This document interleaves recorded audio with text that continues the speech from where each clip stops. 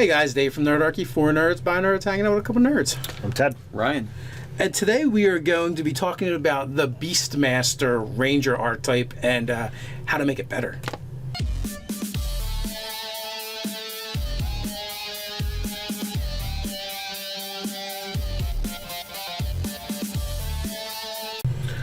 Why don't you jump down to the description below, sign up for Nerdarchy, the newsletter. It's a great way to get weekly gaming tips as well as learn how to game with us.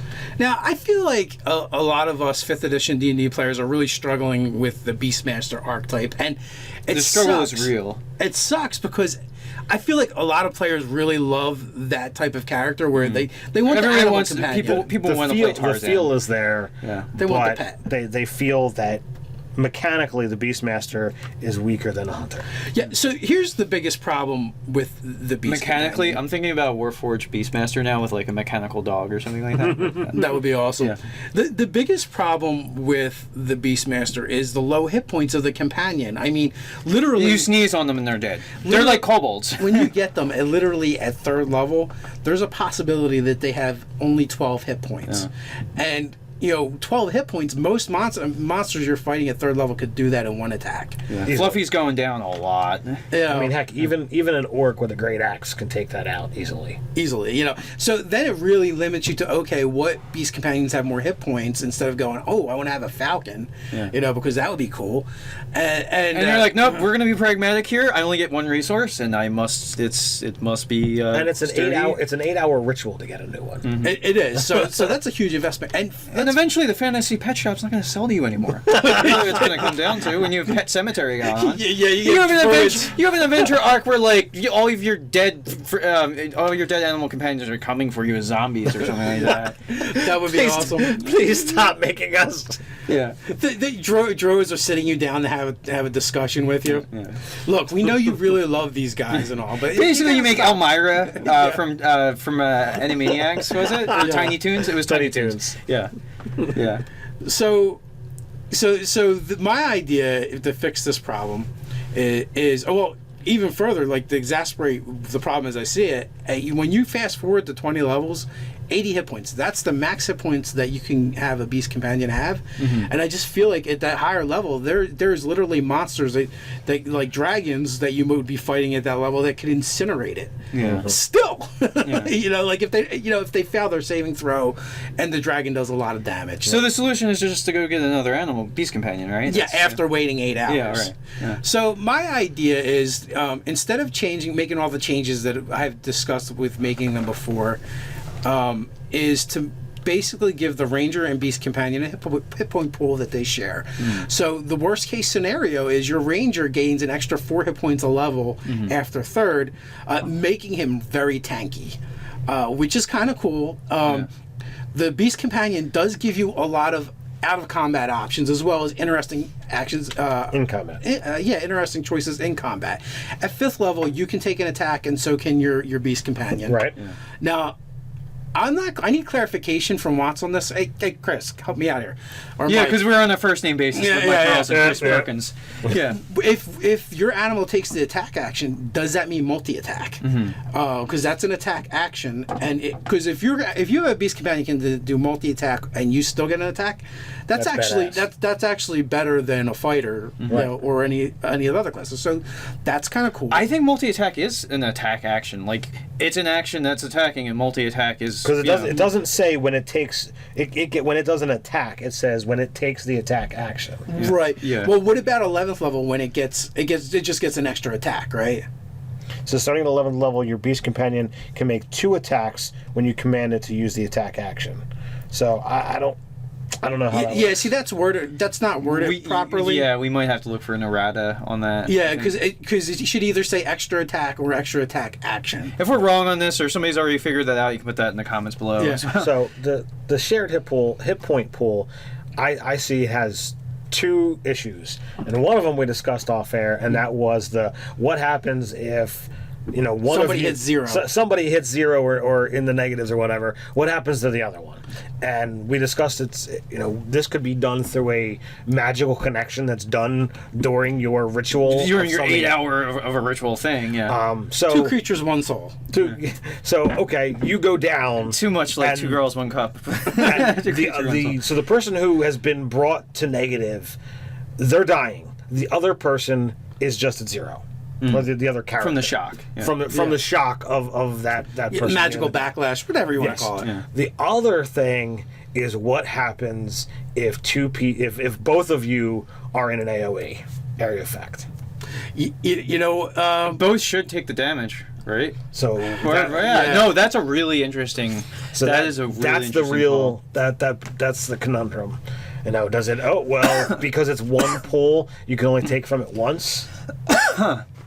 Yeah, that is tricky. When I originally thought of it, I briefly did think about that, and I forget what I came up with, because it does create the problem of essentially if you make a saving throw for both of them.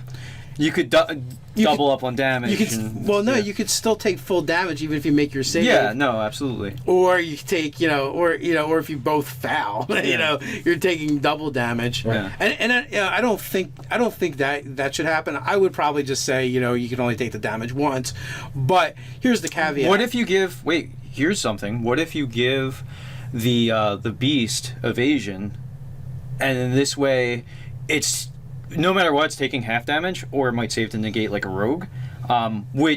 So you could be in a situation sometimes where you're going to take maybe full and then another half, so 1.5 times the damage. But so giving them evasion kind of fixed the problem. Most of the time you're walking around well. Area of effect is a little worse for you. Yeah. I feel like it's being really punitive though to that archetype still. Like it'd be like.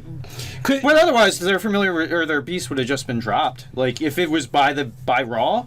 Oh, by the raw. By raw would have just been fried by that fireball anyway. But by raw, it's horrible. Oh yeah, it's terrible. Yeah. So my vote is for it's 1 hit point pool. You can only have 1 area effect spell deduct from that pool once. That's what I would say. And here's my argument for why that's okay.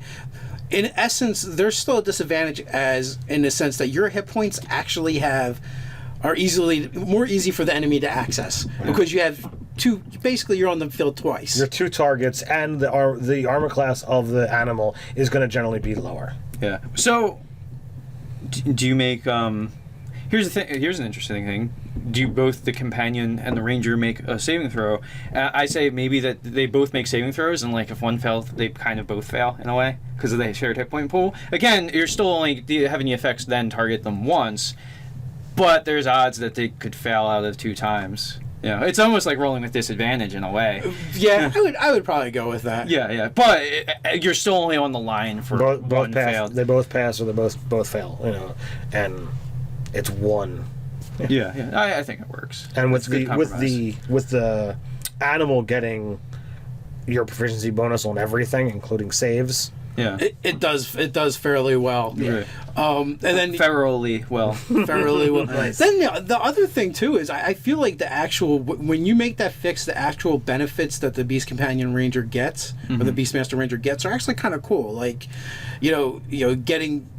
You could get 3 attacks off at 11th level, which only the fighter gets to do that pretty much, unless you use an offhand attack, then you can bump it up to 4. But so that's kind of cool. And you have scimitars and the panther. Yeah, pretty much. Yeah. The 7th level ability is really cool. You can use a bonus action to command your beast to dash, disengage, dodge, or help.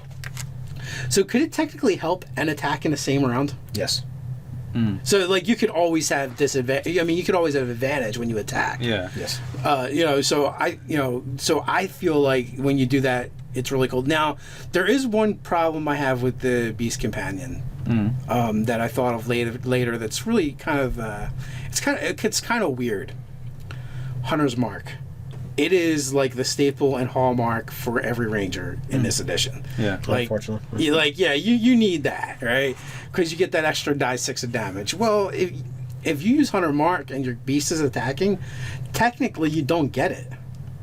Even when you get shared spells, you don't get it because the spell is on the enemy, not on you. Right. So, like, they never get to access the Hunter's Mark effectively. What do you mean? Well, you only get your Hunter's Mark attack when the Ranger attacks, not when the Beast attacks. Right. Yeah. So if your animal is attacking, you're going to assume that you just don't need to use the Hunter's Mark because the animal's, attack is generally going to be pretty decent. So they don't. Depends on your animal. So that's why not just say through this mystical connection of them sharing a hit point pool? They're already doing that. Why can't they share a Hunter's Mark? And basically, you as a ranger, the you applies to the beast companion. I mean, see that. Absolutely, you can do that, and that's a home rule, house rule.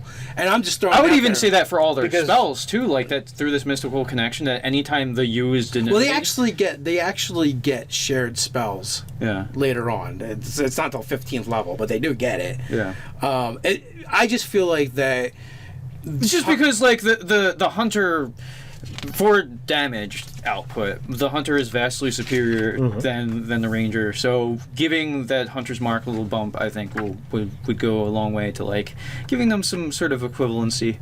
And of course, obviously, we haven't play tested this, so you might find that using the beast companion like this might actually really bump the damage depending on what especially you if you're doing like a multi-attack and it's getting an extra d6 every single time. Yeah, like I would like wait, is Hunter's Mark, do you only get to do that once per round, that damage? No, that one's actually every attack. Every time you attack. Oh wow. Yeah. If it was once per round, it wouldn't be a big deal. Yeah.